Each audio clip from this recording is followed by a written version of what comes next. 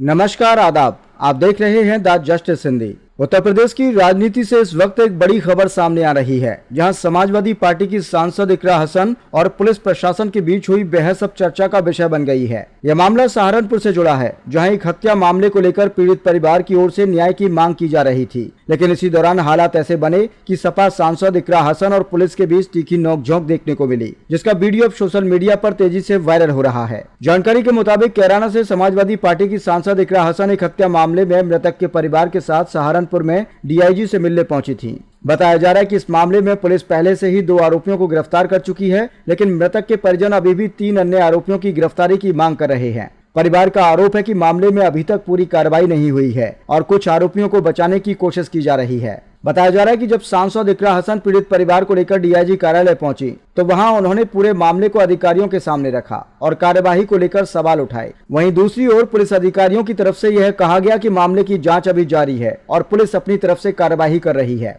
एक तरफ आरोप यह भी है कि बाद में मामला उस समय और गर्मा गया जब बताया गया कि डीआईजी और सांसद के बीच बातचीत के दौरान माहौल तनावपूर्ण हो गया। दावा किया जा रहा है कि बातचीत के दौरान इकरा हसन को वहां से जाने के लिए कहा गया। इसके बाद वह डीआईजी कार्यालय के बाहर मौजूद रहीं। इसी दौरान पुलिस अधिकारियों की तरफ से यह भी कहा गया कि वहां भीड़ और जाम जैसी स्थिति बन सकती है, इसलिए वहां खड़े रहना ठीक नहीं होगा। लेकिन इसी बात को लेकर पुलिस और सांसद के बीच में बहस शुरू हो गई और मामला बढ़ता चला गया। वायरल वीडियो में इकरा हसन ये कहते हुए दिखाई दे रही है कि डीआईजी का व्यवहार ठीक नहीं था। उनका कहना है कि उन्हें कहा गया है कि यहां से जाइए और वहां खड़े होकर बातचीत करने के लिए अनुमति नहीं दी गई। वीडियो में वह यह भी कहती हुई सुनाई दे रही हैं कि उन पर दबाव बनाने की कोशिश की जा रही है। वही वीडियो में मौजूद एक अन्य व्यक्ति यह कहते हुए सुनाई दे रहा है कि अगर एक सांसद के साथ इस तरह का व्यवहार किया जा सकता है, तो आम लोगों के साथ कैसा व्यवहार होता होगा। साथ ही यह भी आरोप लगाया गया कि पुलिस उनकी बातों को गंभीरता से नहीं सुन रही है। सपा सांसद इकरा हसन ने भी इस पूरे मामले पर अपनी प्रतिक्रिया देते हुए कहा कि एक महिला न्याय की उम्मीद लेकर अधिकारियों के पास पहुंची थी, लेकिन उसे संतोषजनक जवाब नहीं मिला।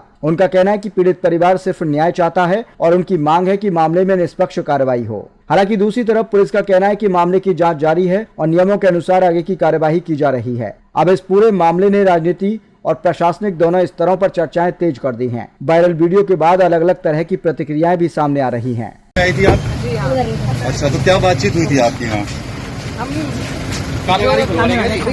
नहीं, अपने ऑफिस में उठाइए। हाथ मत लगाइए। नहीं, हाथ मिला लगाइए। हाथ मत लगाइए। हाथ नहीं लगा। अभी लगाया आपने। अभी लगाया आपने। अभी लगाया आपने। तो क्या कहना चाहेंगे मैडम, क्या तानाशाही हो रही है? देख ही रहे हैं आप।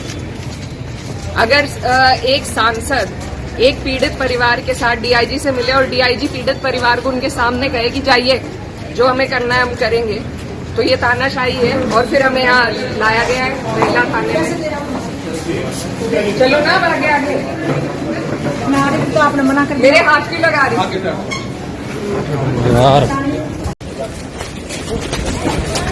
मैडम क्या बताया इन्होंने कि आपको क्यों लेके आ गए ड्रामा थाने? करने के लिए लाए थे, दबाव बनाने के लिए हम पे। हाँ। एक महिला जो माँ है जिसका बेटा मर गया, वो रोती हुई डीआईजी के ऑफिस से निकली है। हाँ। ये इनकी तमीज है बात करने की। हाँ। अब यहाँ हमें तमाशा बनाने के लिए लाए थे। काम धंधा है। तो आप क्या कुछ इसमें आगे कुछ एक्शन लेंगे क्या? बता देंगे आप लोगों को, आपका सहयोग चाहिएगा।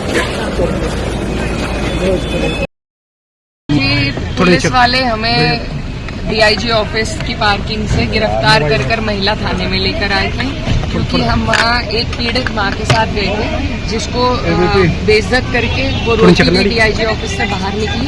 हमने उस पर अपनी बात रखी। उसके बाद जो पुलिस है उन्होंने अपनी तानाशाही करते हुए, वहाँ ना तो रोड ब्लॉक था, हमारे पास भी वीडियो मौजूद है, लेकिन उसी का बहाना लेके कि आपने ट्रैफिक रोका। हम पार्किंग में खड़े थे, ट्रैफिक का बहाना बना के हमें यहाँ महिला थाने लाया गया है। यही सब ड्रामेबाजी चल रही है। इंसाफ किसी को इन्हें देना नहीं है, किसी की गुहार इन्हें सुननी नहीं है। अगर वो महिला जो बेचारी गरीब है, बुजुर्ग है, अगर उसकी बात अधिकारी सुन लेते तो शायद उन्हें मेरी या और किसी अन्य नेता की जरूरत भी नहीं थी। लेकिन ये किसी की बात सुनने को तैयार नहीं है, किसी की पीड़ा समझने को तैयार नहीं है। वो महिला कोई छोटे केस में नहीं आई थी, उनके बेटे को बेरहमी से मारा गया है। उस सिलसिले में वो अपनी जांच से संतुष्ट नहीं थी, इसलिए डीआईजी साहब के पास आई थी। उनको बेइज्जत करके वो महिला रोती हुई बुजुर्ग महिला वो उस ऑफिस से निकली है। उसके बाद मैंने अपना विरोध जताया और फिर हमारे साथ ये दबाव बनाने के लिए हमें ये थाने ले। अच्छा मैडम, वो महिला कहाँ की रहने वाली थी मैडम? वो दसाले गांव की रहने वाली है, शामली जिले में पड़ता है। पिछले अगर आप फॉलो कर रहे होंगे, उनके बेटे की हत्या हुई थी, उस सिलसिले में, उसकी जांच के सिलसिले में हम इनसे मिलने आए थे, लेकिन उनको कोई उनके लिए कोई हमदर्दी इस प्रशासन में मौजूद नहीं है। अच्छा, आपने आपकी सुनी बात? डीआईजी साहब ने पहले हमारी बात सुनी और फिर साफ तौर से महिला को हर चीज के लिए मना कर दिया, जिसपे वो भावुक हो गई, जो कि स्वाभाविक है, वो माँ है, तो उनको वहाँ से बाहर निकाल दिया गया। वो उनकी बेइज्जती हुई, वो बेचारी उठ के वहाँ से बाहर चली गई। उस पर मैंने अपना विरोध जताया तो वो उठ के मीटिंग के लिए चली। अच्छा मैडम, आप क्या कार्रवाई करना चाहेंगे? आप क्या कहेंगे? आप शिकायत देखिए, करेंगे? सुनवाई किसी की है नहीं इस सरकार में, और ये सीधे तौर पे साफ तौर से उदाहरण है कि मुझे भी ये थाने लेके आए हैं 10 मिनट के लिए, सिर्फ एक ड्रामा, एक दबाव बनाने के लिए। तो ये लोग काम नहीं करना चाहते हैं, पीड़ितों के लिए, उनकी इंसाफ के लिए कोई काम नहीं करना चाहते हैं। सीधा सीधा ये सरकार के जो लॉ एंड ऑर्डर की दुहाई देती थी सरकार, कहाँ है वो लॉ एंड ऑर्डर? अब मेरे ही जिले में कितनी हत्याएं हो चुकी है, शामली जिले में। आप सांसद हैं, आपके साथ जो हुआ आप उसकी बात को उठाइए। जी नहीं, मेरे साथ जो हुआ वो प्राथमिकता नहीं है मेरी, जो उस बूढ़ी बुजुर्ग महिला के साथ हुआ है वो मेरा अपमान है।